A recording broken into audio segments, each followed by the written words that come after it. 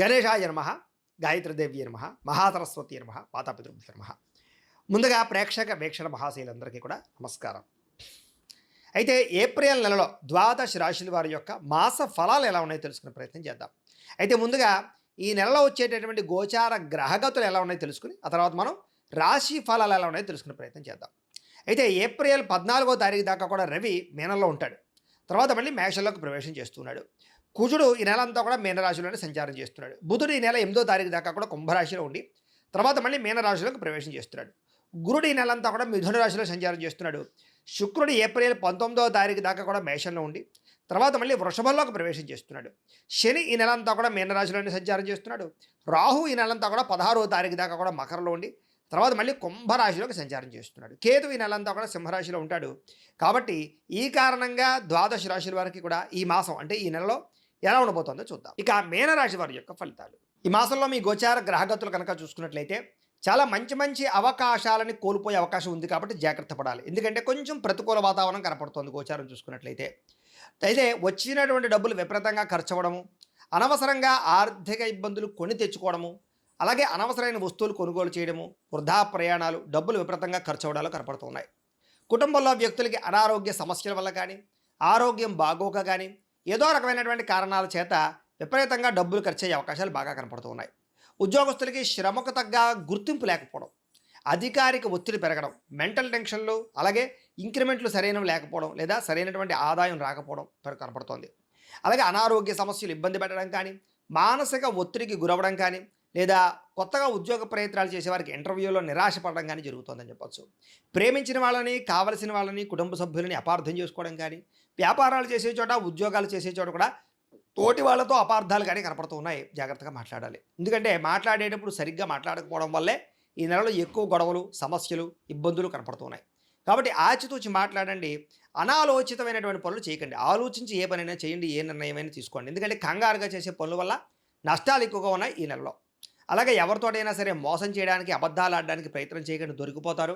అనవసరంగా మిమ్మల్ని ఎదుటి వాళ్ళు చులకనగా చూస్తారు. మీకన్నా చిన్నవారితో గొడవలు పెట్టుకోకండి, కుటుంబ సభ్యులతో గొడవలు పెట్టుకోకండి, ఎవరిని పడితే వాళ్ళు డబ్బులు అడగకండి, వృధా ప్రయాణాలు చేయకండి. అలాగే ఏది పడితే అది కొనడానికి ప్రయత్నం చేయకండి. అప్పు చేసి డబ్బులుంటే కొనుగోలు చేసుకోవచ్చు. పైకి మంచి వాళ్ళలా నటిస్తూ మిమ్మల్ని మోసం చేయడానికి ఎక్కువ మంది ప్రయత్నం చేస్తుంటారు. అలాంటి వాళ్ళతో ఇంకా ఎక్కువగా జాగ్రత్తగా ఉండాలి. అలాగే సంపాదన విషయంలో కూడా జోద ప్రక్రియలు కానీ, బెట్టింగ్లు, స్కాములు జోలికి కానీ అస్సలు వెళ్ళకండి. తప్పుడు మార్గాల్లో డబ్బులు సంపాదించాలనుకుంటే మాత్రం ఉన్న డబ్బులన్నీ పోతాయి మీకు. షేర్లు, ట్రేడింగ్లో డబ్బులు పెట్టేవాళ్ళు మాత్రం ఒకసారి జాతక పరిశీలన ఖచ్చితంగా చేయించుకోండి. జాతకంలో బలం ఉంటేనే మీకు అవి యోగిస్తూ ఉంటాయి. అలాగే ఎవరిని పడితే వాళ్ళని నిందించడం కానీ, కోపడడం కానీ మంచిది కాదు. వ్యాపారాల్లో ఒడిదుడుకులు బాగా కనపడుతున్నాయి. వ్యాపార లాభాల కన్నా నష్టాలు ఎక్కువగా ఉన్నాయి. మొండి బకాయిలు, డబ్బులు వసూలు అవ్వకపోవడం కనపడుతోంది. అలాగే వ్యవహారాలన్నీ కూడా ప్రతి పని ఆలస్యంగానే ఎదురుకెళ్తూ ఉంటుంది కాబట్టి 1కి 10 సార్లు తిరగవలసి వస్తూ ఉంటుంది కాబట్టి కంగారు పడకండి. ఉద్యోగ ప్రయత్నాలు కూడా కొంచెం నత్తనడగ్గా సాగుతున్నాయి. సరైన ఉద్యోగ అవకాశాలు రాక ఇబ్బందులు కనపడుతున్నాయి. అనారోగ్య సమస్యల వల్ల మనస్తాపము, శ్రమకు తగ్గ ఫలితం లేకపోవడము, వ్యాపారాలలో చిరాకులు, ఉద్యోగంలో విపరీతమైనటువంటి పరిభారం పెరగడము, అలాగే అప్పులు చేయవలసి రావడము, అనవసరమైనటువంటి వస్తువులు, వాహనాలు కొనుగోలు చేయడము కనపడుతోంది. భూములు కానీ, యంత్ర పరికరాలు కానీ, గృహాలు కానీ కొనుగోలు చేస్తే మాత్రం కలిసి వస్తుంది. బంగారం మీద, భూముల మీద పెట్టినటువంటి పెట్టుబడులు యోగిస్తాయి. ఇన్సూరెన్స్లు, పొల్యూషన్లు లేకపోతే కనుక దానికి సంబంధించిన విషయాల పట్ల పెట్టుబడులు పెట్టగలుగుతారు లేదా వాటికి సరిగ్గా రెన్యూల్ చేసుకోగలుగుతారు. అలాగే హెల్త్ ఇన్సూరెన్స్లు కానీ, టర్మ్ ఇన్సూరెన్స్లు కానీ కట్టడం కూడా మీకు బాగా కలిసి వస్తుందని చెప్పచ్చు. అయితే ముఖ్యమైన వ్యవహారాలన్నీ కొంచెం లేటుగా సాగుతూ ఉంటాయి. ఆర్థిక ఇబ్బందులు ఎక్కువ ఉన్నాయి. అనవసరమైన ప్రయాణాలు చేయవలసి వస్తుంది. శ్రమకు తగ్గ ఫలితం కనపడటం లేదు. అనుకోని ఖర్చులు, అలాగే గతంలో చేసిన అప్పులు తీర్చలేక ఇబ్బందులు, క్రెడిట్ కార్డులు, ఈఎంఐల ద్వారా వాటికి సంబంధించినటువంటి అప్పులు చెల్లించలేని పరిస్థితులు కనపడుతున్నాయని చెప్పచ్చు. అలాగే ఇంట్లో వివాదాలు కానీ, ఆస్తి వివాదాలు కానీ లేదా సరిహద్దు గొడవలు కానీ పెరిగిపోతున్నాయి. జాగ్రత్తగా ఉండండి. శారీరక కోరికల వల్ల, కామ కోరికల వల్ల ఎవరిని పడితే వాళ్ళని కలవడం కానీ, వివాహేతర సంబంధాలు కానీ ఇబ్బందులు కలగజేస్తున్నాయి. అలాగే కాలేజీ విద్యార్థులు కూడా తగు జాగ్రత్తలు తీసుకోండి. ఉద్యోగాలు చేసే చోట కూడా పరస్పర శారీరక కోరికల్ని అదుపులో పెట్టుకునే ప్రయత్నం చేయడం మంచిది. ఇతర దేశాల నుండి భారతీయులకి ఉద్యోగాలు పోవడం కానీ లేదా వీసా సమస్యలు కానీ, గృహపరమైన సమస్యలు కానీ కనపడుతూ ఉన్నాయి.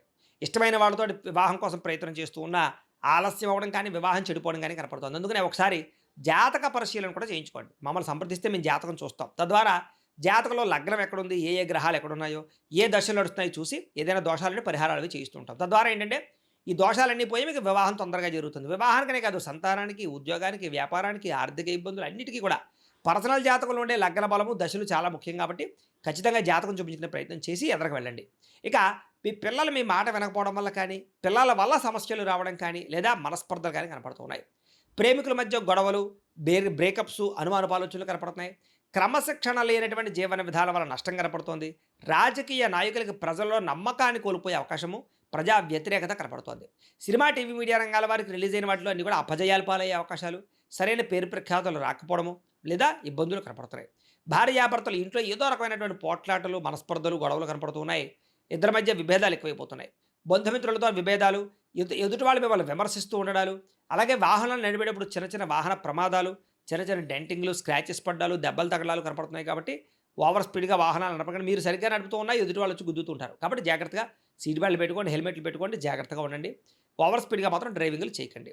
కొంతమంది మిమ్మల్ని రెచ్చగొట్టడానికి, గొడవ పెట్టుకోవడానికి ప్రయత్నం చేస్తూ ఉంటారు. అలాంటి వాళ్ళతో చాలా జాగ్రత్తగా ఉండాలి.